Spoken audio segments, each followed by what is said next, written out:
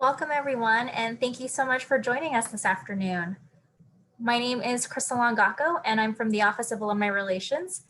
We welcome you to our first ever virtual crab series, where we'll be learning how to make the perfect crab cake from our friends at Scola Cooking School here in Baltimore. We appreciate you joining us today. It's a beautiful day here in Baltimore, so I'm grateful that some of you who are local are here indoors with us for the next hour or so. But I'm going to go ahead and pass it over to Amy. Amy, I'll go ahead and unmute you from here. But we just want to say thank you and we hope you enjoy. Please feel free to use the chat feature or the Q&A if you have any questions, and I'll be relaying those messages to Amy during the demo. She's flying solo in the shop today, so I'm going to be her wingman from afar as best as I can. But we really do hope you enjoy it. We can't wait to see your photos and hear how delicious this tastes. And if you are categorizing this in your in Instagram or social media feeds, please be sure to tag us with hashtag #JChewAlumni so that we can see all of the beautiful creations that you guys come up with today. So with that, I will pass it over to Amy. One second. Having some difficulty unmuting you.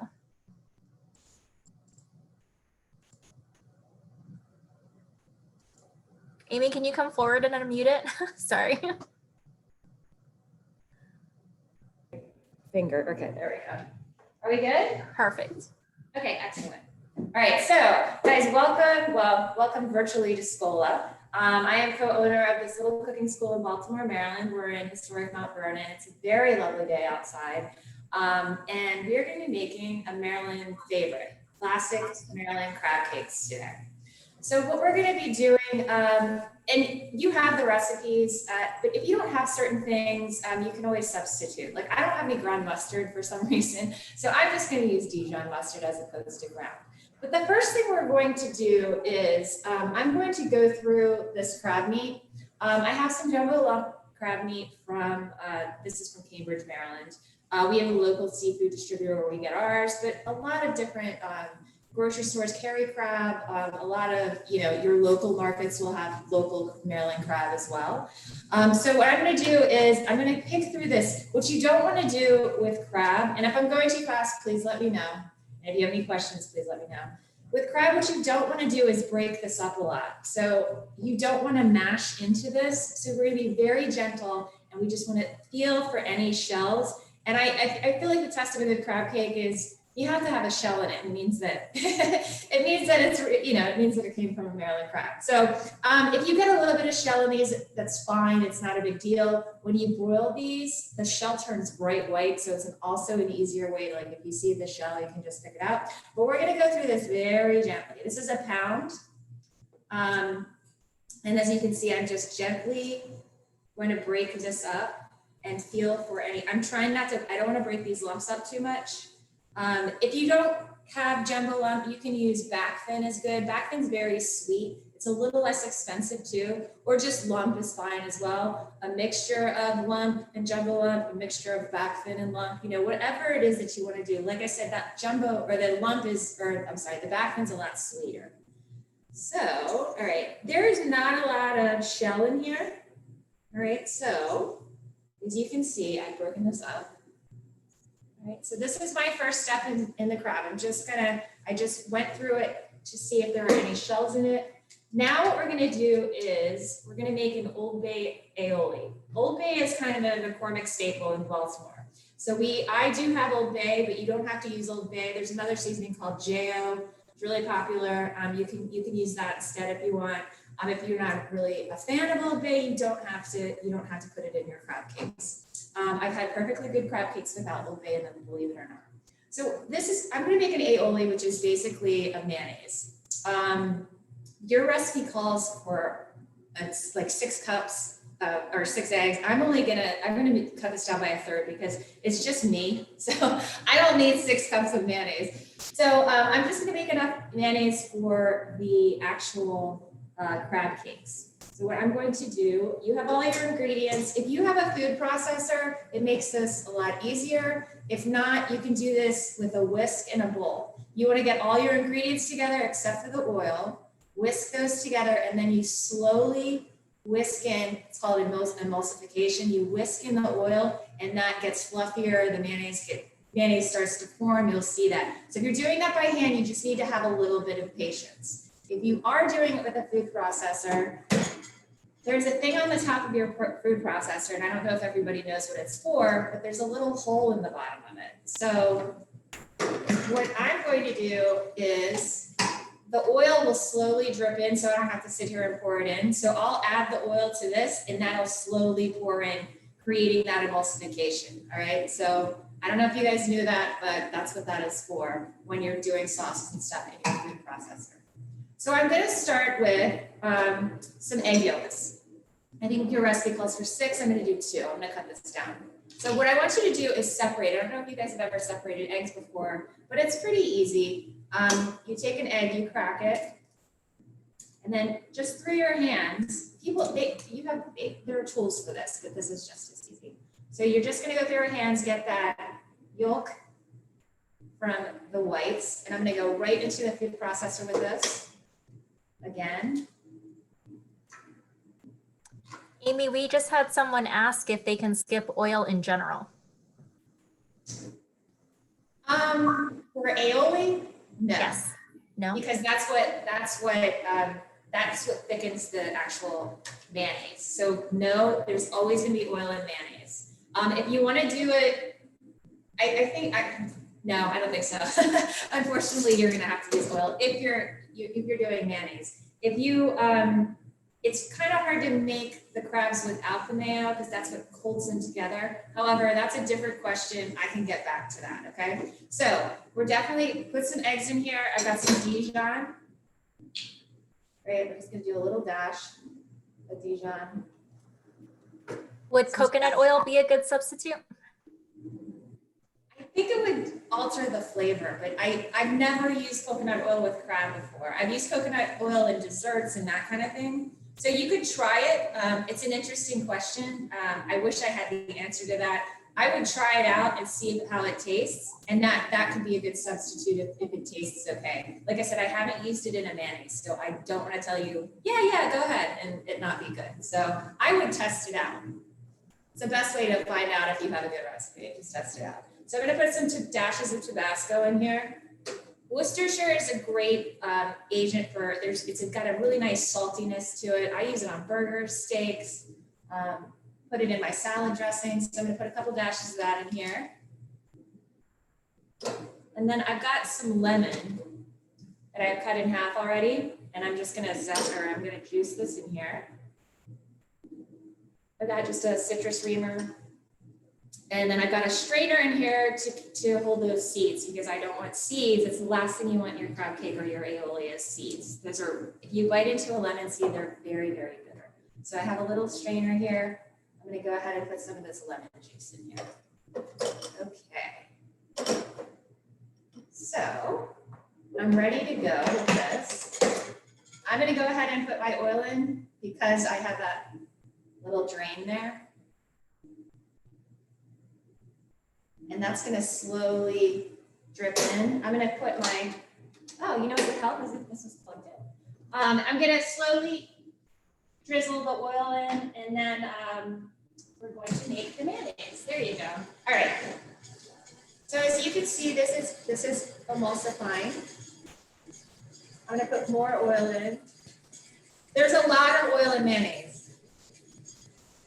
Amy, we got one question in the chat. Emma's asking, can you spice up store-bought mayo in place of making your own aioli?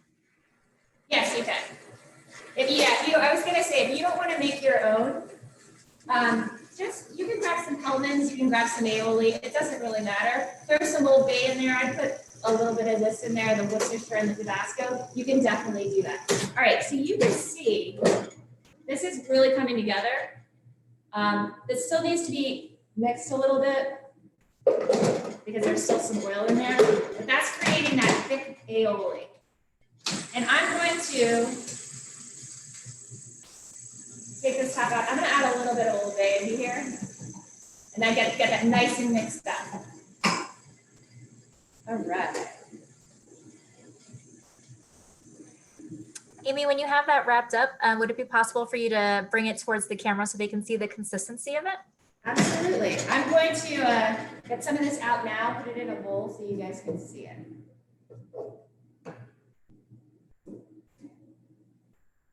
And like I said, any questions, let me know. Sure thing. Maybe in the meantime, while we're doing this part, if you'd like to tell us a little bit more about Scola and the cooking school in general. I know for those of us in Baltimore, many of us are familiar with you guys, but for any of our no longer Baltimore natives, it'd be great to learn a little bit more about you guys. Well, yeah, so we do a bunch of classes a week. We just reopened about a month ago. We were closed due to COVID, but now we're offering very limited classes at about 12 people. And we have a very big space here, so it's very socially distanced. If you're with someone that you know, I put you on a station together. And like tonight, for instance, last night we had a date night. We did a steakhouse date night, which was really fun. It's a very popular one that we do. Here you go. So you can see the consistency of that. And then I don't know if you can see the flexible bay in there. All right, so we did a date night steakhouse last night. I've got some pizza dough in the background. I'm actually making, I made this morning, it's rising. I don't know if you can see that. I have that on in a nice warm spot on top of the oven, and that's rising. So we do tons of classes. We have a Moroccan class coming up. We have casual classes, we have date nights, we have technique classes. Pasta is really popular. Like I said, we're doing pizza tonight. Tomorrow I have a New Orleans brunch. So please just go to our website. It's scolacooks.com. And then, you can see the upcoming classes. We'd love to have you in. We love everybody's support. This has been really tough on everybody. So small business, thank you very much. We really appreciate it. So I have my mayo now. All right, so what I'm going to do now, I already did this because this makes a lot of noise. But so I prefer using like a sleeve of saltines. I try to get as little breading as possible in my crab cake mixture because I don't want to dilute the flavor of the crab. The crab's beautiful, delicate. So you get those crab cakes when you're out, they're just filled with too much filler. So I don't use breadcrumbs, I use saltines. You can also do this in a food processor. I just bang these out, but these are nice and fine. All right, so I'm going to go ahead and mix this with my mayo. All right. So there's a bunch of different ingredients that the recipe tells you to use, and you're more than welcome to use those. I'm going to just straight up, there's so much stuff in my aioli. I've already got the Worcestershire, I've already got the Tabasco, and I've already got the mustard. So I'm not going to put that in addition to my crab. So you can do it either way. All right. So I'm going to go ahead. For our folks out of state, do you have any recommendations on where they can find some fresh? With crab out of state? Yes, fresh crab made out of state. You can always order it online. You can always do that. It can be a bit expensive. I would think anybody like a Whole Foods or a Wegmans, I don't know, I think Wegmans is nationwide and so is Whole Foods. Any of those any seafood vendor, if you guys have seafood vendors in or like a market, a seafood market in your area, you can always call them and ask them if they have it or they can get it for you. Lots of people will be happy to order things for you if they don't have it in stock. Great, thank you. No problem. All right, so I'm going to go ahead and I'm going to use my hands. All right, so we're going to gently fold this in together. Like I said, I don't want to mess up with this crab too much, so I'm just going to be very gentle with it. Are there any questions so far? Not at the moment. I think we're still everyone sharing where they like to get their crab meat from. So I think the consensus is Costco. Right, exactly. And like I said, you can order it online. I know that like some of the bigger stores like the Costco's and the Sam's Clubs, they get a lot of seafood over the Christmas season. A lot of crab is coming from Maryland's seasonal. I mean, the crabs are seasonal, so you're not going to get fresh crab in December. It's just not going to happen. Right now, crabs are still running really nicely. I think September, October is a really nice time to get crabs from Maryland. So the season starts in about April to October or so. But you're not going to get fresh crab out of season. It's just not, it'll be frozen. Alternatively, if you can't get Maryland crab, a good substitute, there's a lot of the Asian crab is fine. There's a lot of South American crab. It's not exactly the same. It's not the great exact flavor of the Maryland crab, but if you have a hankering for a crab cake and you can't get Maryland crabs, it's a good alternative. And if you we do have one question that just came in from Charlotte. Sure. She had to make her aioli in a Vitamix. Will it thicken in the refrigerator after an hour because of the thick liquid right now? So it's a thick liquid right now? Yes. Just keep pulsing it. You probably need a little bit more oil. It will get thicker in the Vitamix. You just have to add a substantial amount of oil. Great, thank you. If you still have the problem, let me know and I'll try to figure it out. All right, I'm gonna wash my. Sounds good. So this is the part where if you guys, like I said, if you guys have any questions, now is a great time because now this is where I would let this set. I like to let this rest so the mayonnaise kind of soaks into the crab along with the breadcrumbs. If you're in a hurry, you don't have to do this, but I think it makes a much tastier crab cake if all of those elements kind of soak into each other. I would usually let this rest at least an hour, but you don't have to do that. For time purposes, I'm going to let this rest a couple minutes and then I'm going to go ahead and form the crab cakes. Today we are going to I'm going to saute them in a pan with just some butter. You don't have to do that. You can boil them. You can put them on a pan. I top them with a little bit of butter so they brown and put them in the oven, 10 to 15 minutes at most. They don't take very long. Everything is pretty much cooked in here except for the eggs. So that's the eggs and the aioli. So that's all you really want to cook. So that's what you can do it in the oven if you don't feel like standing over a pan and sauteing this. For demo purposes, I think it's a little bit more fun to do it on the stove. But if you are doing other things in the kitchen, it's great just to pop things in the oven and then you can get everything ready that you need while you're doing that. While we're letting that rest. We had one quick question, yeah, Amy. Absolutely. Emma is asking, are you combining the mayo, crackers, and crab together or just the crab and crackers to start? She said she couldn't tell. I combine the crackers and the mayo together first. It's not going to make that much of a difference. It's just something, when you get in the habit of doing something, that's what I always do. So, because I like I like the crackers to soak into the mayo and then into the crab. But it's not going to make a huge difference if you're letting the crab sit for a little while. Perfect, thank you. No problem. So things that you can serve with crab. I got some asparagus here. I'll probably just saute this. Asparagus have like a natural break. So I'm going to just break the asparagus. I'm going to peel these little woody ends off. And then I'm going to saute these in a little bit of butter afterwards to serve with my crab cake. Because I like to get some things that have some color on them on the plate when I'm serving. Another good thing to serve with crab, you can some people do mashed potatoes. I like the cheese grit, like cheesy grits I think are really good with crab. They're kind of fun. You can do a sauce with them. We can make a mustard sauce is good. You could do something, if you wanted to turn this into an Imperial, it's very easy. You just add some heavy cream to it for the most part. So that's a very, you can be versatile with what you're cooking. We have some questions about oven temp. So Bob's asking what oven temp and for how long? Sherry asked, are you broiling on high or low? So I go about 375 to 400. I like to cook on a higher temp than most people just because I'm always, we're always trying to get things finished in the kitchen. So if you have time, 375, 400, about 10 to 12 minutes. I'm sauteing these, so they're not going to they'll take a little bit, probably about the same amount of time. And then we just had a great question from Jennifer out in LA.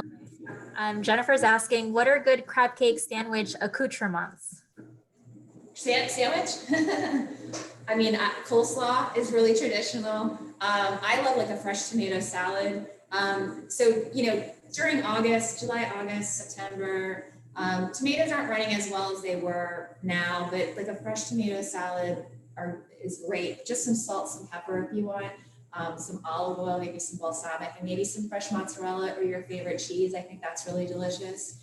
A coleslaw, I like an Asian coleslaw because I'm not a huge mayonnaise person. I don't mind it cooked, but I don't like raw mayonnaise in my dishes. So I do some shredded cabbage, some red cabbage, some carrots. I toss that with a little bit of sesame oil, a little bit of soy sauce, and then a little bit of rice wine vinegar and some sesame seeds. And that's like kind of like it's a nice little side for that. It's a colorful side. German potato salad's a really good one for the crab cake sandwich or crab cake in general. I think if you're doing a crab feast, potato salad is awesome. I love German potato salad. It's got a lot of vinegar in it. It's got bacon. It's usually served warm. It's just really delicious. And I grew up, my family's German, so. That's great. Thanks, Amy. There was one more question. Emma just asked, the recipe called for 2 beaten eggs for the crab cake. Did those end with the aioli crab and crackers, or was that separate? No, so that is the whole recipe. Like I said, I like to put a little bit less of everything in my crab cake, but that recipe is accurate. So you can use all of that in your crab cake. I use a little less cracker and a little less wet, and I just use the mayonnaise to form. So if you want to follow that recipe, feel free to follow that recipe. I'm just doing it a little bit different because it's the way that I like the crab. So not to take away from the recipe, it's a great recipe. It's just. Thank you. No problem. Let's see some other accoutrements. I mean, dessert's always good with crab cake. Brownies, delicious. I mean, I just had a chocolate chip cookie. That's true. I just had a chocolate chip cookie yesterday, dusted with some Old Bay. So, it's very authentic Baltimore style. Yeah, exactly. You wanna get the salt with the sweet. It's delicious. So how are we doing on time? Is everybody okay? Are people doing this, a lot of people doing this along with us, or is it just sort of both, half and half? Or? I hope so. It seems that some folks are doing it with us at the very least. So okay. They're trying to keep up, but I think people are right on time with you. Okay, well, good. So let's see. All right, excellent. So now I'm going to heat my pan and get this butter melted a little bit. I'm going to do this on medium heat. Butter tends to burn very easily. You don't have to do this with butter. I just prefer the flavor of it. You can do this with an olive oil if you'd like. Butter can burn very easily, so you don't want to turn this on too high, or you'll get that brown butter, which is great with pasta, but you don't want it with your crab cakes. So I'm just going to get this heated. While I'm getting this heated, like I said, usually I would let this sit for a little while, but since we are in real time, I'm going to go ahead and make some of these guys. So I do this very gently. Do whatever you want size-wise. I have a pound of crab meat, so I'm going to make about 4-ounce crab cakes. If you want the big ones, you can do that as well. All right, so you can see, I'm going to come up. So there's another question. Sometimes people add parsley to their crab meat. I don't do that. If I do anything with parsley, I'll put it on at the very end after it's cooked. I just don't like the consistency of parsley in my crab cake, but there are people that put it in. You'll see that in restaurants too. So there's some questions on that. It's really your own preference. I like parsley in a lot of things, but I like it. I'd rather it on the crab cake than in the crab cake, right? So, like I said, I'm being very gentle with these. These do not have a ton of filler in them. The less filler you have, the more gentle you have to be with them. And as you can see, there's not a lot of filler in these. So my butter is melted. All right. I'm going to turn this down a little bit.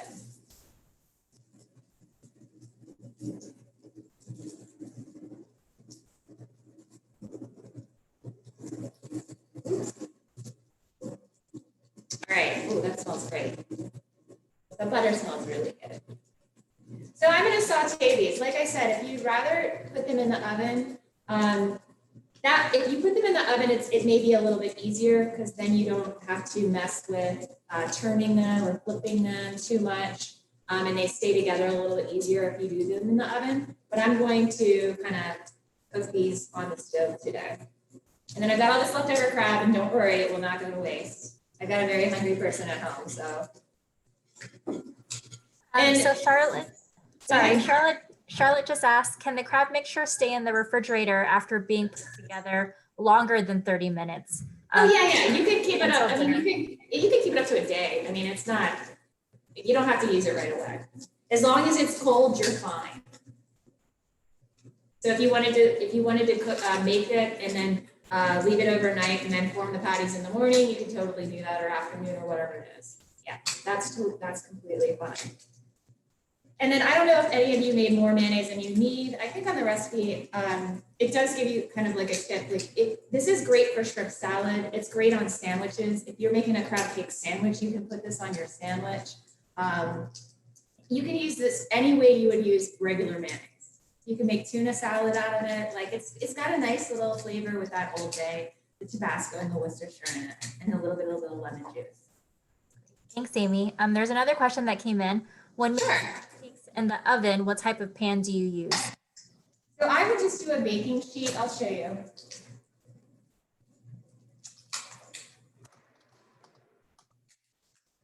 So I would spray this or butter it so the crab cakes don't stick. I would just use a regular cookie sheet, something that you have like this. I like the pans with the edges on them because then if anything, like if there's a little bit of liquid that seeps out, then it doesn't go all over the place. But this is perfect. Or if you have the bigger one, you have the bigger one. But just make sure that you do oil this. You can put olive oil, butter, and whatever it is that you have.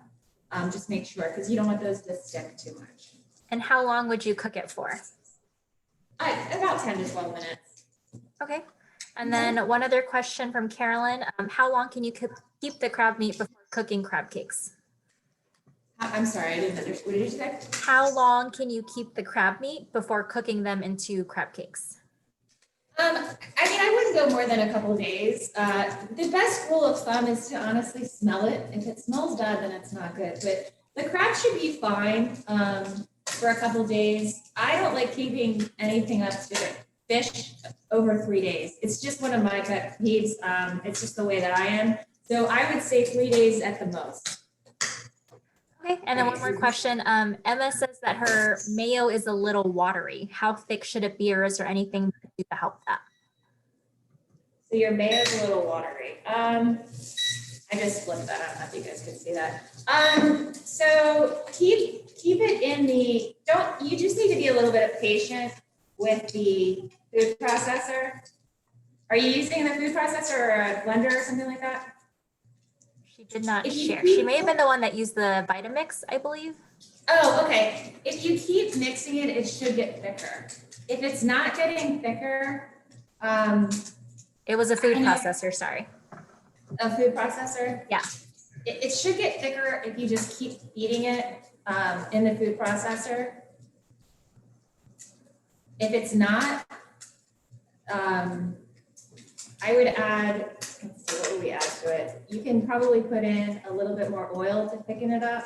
It shouldn't be really watery. I think she just realized that she used egg yolks and not the whites, or egg whites and not the yolks. That could be a problem. No worries. Just, I mean, if, I would just start over. Or if you have some mayonnaise, just some mayonnaise. But yeah, you definitely want to use the yolks, not the whites. The yolks are, that's what's going to thicken it up. The whites are very runny, so I can understand why that would be a little bit. Thank you for that. There's a few more questions coming in. So Jennifer, know how high the temperature is on your frying pan? So these are induction burners. So they go from low to high, which is, they start at 1 to 15. So I heated my pan up at about 8, which would be a medium high. And then I brought it down to about a 4, which is a medium low. And that's how hot my pan is. I don't want to burn the butter. I have some time, so I'm not worried about cooking these really fast. They're looking really good. I'm gonna kind of give you, I got them nice and, ooh, if you can see, I got them nice and brown. And then I'll probably flip them. I've already flipped them. I'll probably flip them one more time. Another question that just came in about whether or not you can freeze cooked crab cakes. Yes, you can. You can. They're just not as good. What I would do is, if you're not going to eat them right away, I would freeze them without cooking them first. I would wrap them really well. I would make crab cakes out of them from this. Then I would wrap them in foil, like maybe some plastic first and some foil really tightly, and then freeze them and then thaw them out and cook them. I'm not a big fan of frozen cooked fish. So I would rather do it because, you know, I can't really taste the difference that much if it's been frozen fresh rather than frozen cooked. I mean, that's not what I meant. I can always taste the difference if I was to cook shrimp and freeze them, I would be able to tell that was in the freezer. If they were raw and I thawed them and then cooked them, I don't taste that as much. I don't taste that as much, but I'm very sensitive to that. So my suggestion is I would do it raw. I would make the crab cakes, wrap them really well, and stick them in the oven or stick them in the freezer for up to about 6 months. Perfect. Thank you. And then you do, if you are cooking them from frozen, they will be a little bit more watery. So you got to make sure that you defrost them properly. You want to squeeze some of that water out of there just because of but it will evaporate, but you want to squeeze some of that extra water out before you cook them, or they will emit some water in the pan. Okay. Another question came up. Can you freeze crab meat alone? Yep, a lot of seafood vendors do that. When we get crab for winter, it's been frozen. So because we have some Chesapeake classes that we do use crab in, and it comes frozen. So you can freeze crab. Perfect. And Scott's just asking, can they use the extra aioli for a spread, or does it need to be cooked? No, you can. I mean, it doesn't need to be cooked. As long as most eggs are pasteurized these days. I think all eggs are pasteurized for the most part this year, or this, I don't know what I'm trying to say. Most eggs are pasteurized, so you don't have to worry about getting sick from raw eggs for the most part. So you don't have to cook the aioli if you don't want to. Perfect. Thank you.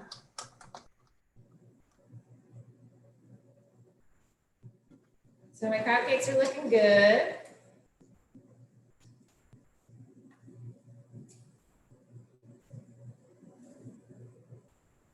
How's everybody doing so far? Are we having any luck with the aioli? The crab mixture? That's good so far. Well, good. That's good. All right, excellent.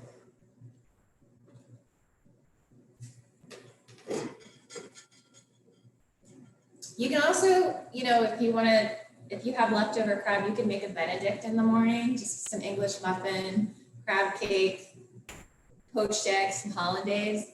Awesome. Beautiful. I love it. I had one last weekend for brunch. It was very good.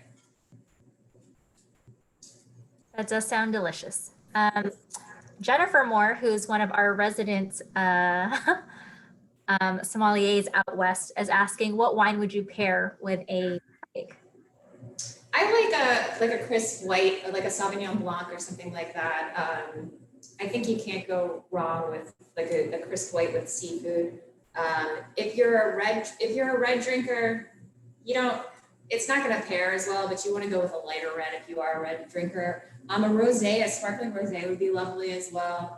If you are going to do a red, I'd stick with more of like a Pinot Noir, which is lighter, that people eat with like chicken and pork rather than beef. So if you are going to go red, I'd go Pinot Noir. But Sauvignon Blanc, a nice, Pinot Gris is really nice. Pinot Gris, Pinot Grigio, whatever you want to call it.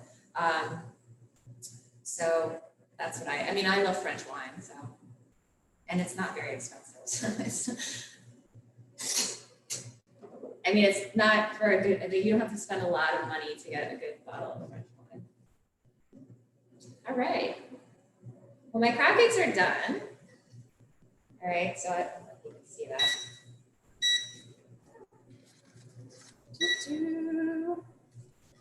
And I know someone that's going to be very happy for dinner this evening. So,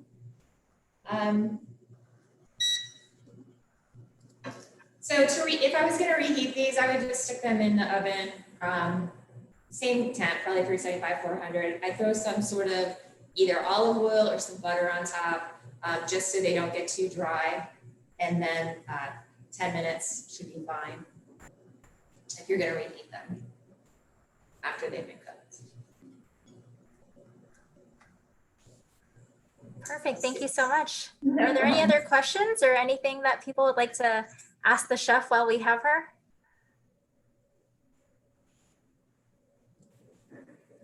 Does anyone want to share what they made if they did happen to cook alongside with us?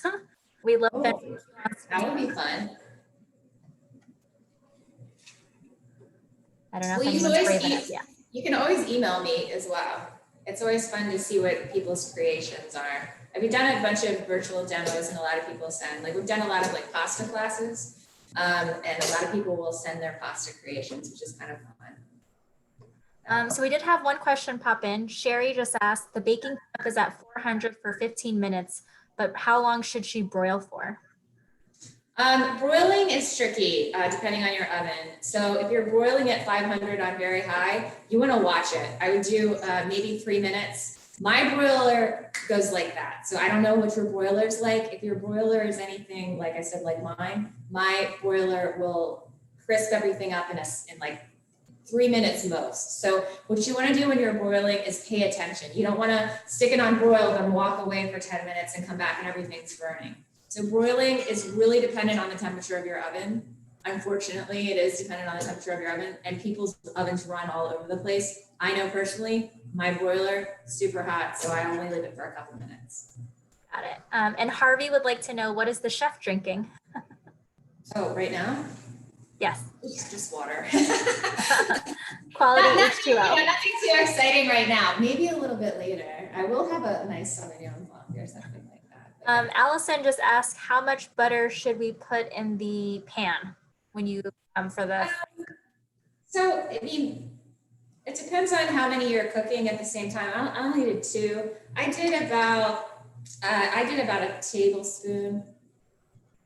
But it just depends on how many. I mean, up to 2 tablespoons, I'm sure it's fine. If you're doing 4, you just want to be able to, you want the butter to coat the pan and on the sides. So probably 1 to 2 tablespoons. You don't want to go crazy because you don't want them to be like really, really oily. Yeah. Kim asked, what goes to a crab Imperial? So a crab Imperial, typically, if you want to do it, a lot of people do it with mayo. I don't know if you've noticed, but I'm not a huge mayo fan unless it's cooked into a crab cake or something like that. So what I do is I make a roux, which is a half flour, half fat. So usually the roux I make is with butter and flour. Mix that, put in some Old Bay, and then you kind of thicken that with either heavy cream or milk, and that'll thicken right up. I throw some lemon juice in there, maybe a little bit of Worcestershire, not a ton, and then fold the crab in. And that gets like a very thick texture. And then I put it on top of rockfish or however you like your crab imperial or whatever you like your crab imperial on. A lot of people stuff like the crab shells with crab imperial and bake them in the oven. But it's very simple. I do a very, very simple sauce. I don't put a lot of things into it. Because like I said, that crab is very delicate and you don't want the flavors overpowering the crab. Great. What can you do if the crab cake comes apart a little in the frying pan? Eat it. I don't, I gotta tell you, that would never offend me because that means that there's less filler in it. I mean, if you want to reform it a little bit, you can. Mine's falling apart just a little, but that's because I don't have a ton of filler in it. So I don't think that there's a real problem with that, but you can kind of reform these a little bit if you want. If you want to add more cracker mix to your actual mix, to your crab cake mix, you can do that too to keep them together a little bit more. But I don't think that's a problem, honestly. So I kind of prefer mine to be very loose. A little broken up. It makes sense. Well, because, you know, that's what I'm saying. And that means that there's not a ton of filler in it. There's a lot of, you know, really good ingredients in there. Just really light, very easy. Yes. I just don't like a lot of breading. Once you've had a true Maryland style crab cake, anywhere else in the country just is not worth it. It's kind of true. Like, it's funny, you go to different states and it'll say traditional Maryland crab cake. And I'm like, I don't think it's good. Yeah. I've had one actually come out pink and I was like, this is not a crab cake. Oh my goodness. Well, a lot of people put peppers in their crab.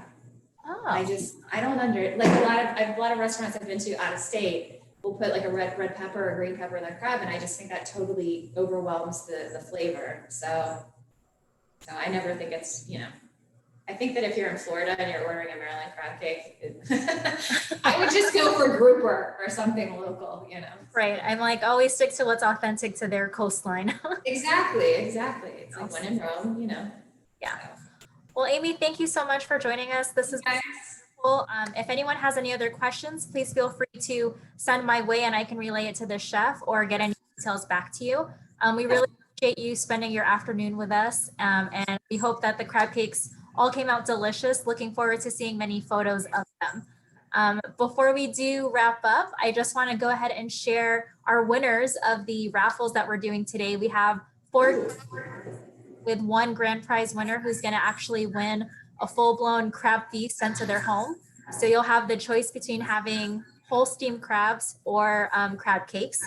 And so our 3 winners of just the gift boxes themselves are Michael Haller. If you're still on the class, please let me know.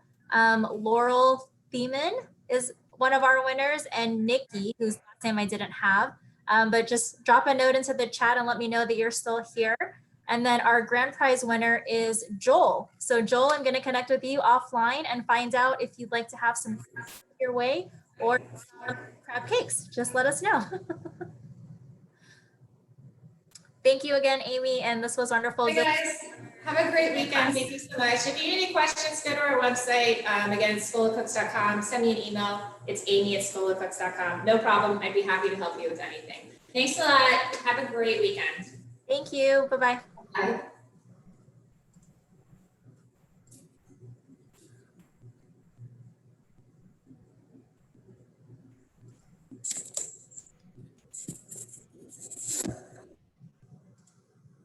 And Angela, I'm happy to repeat the names for you really quickly.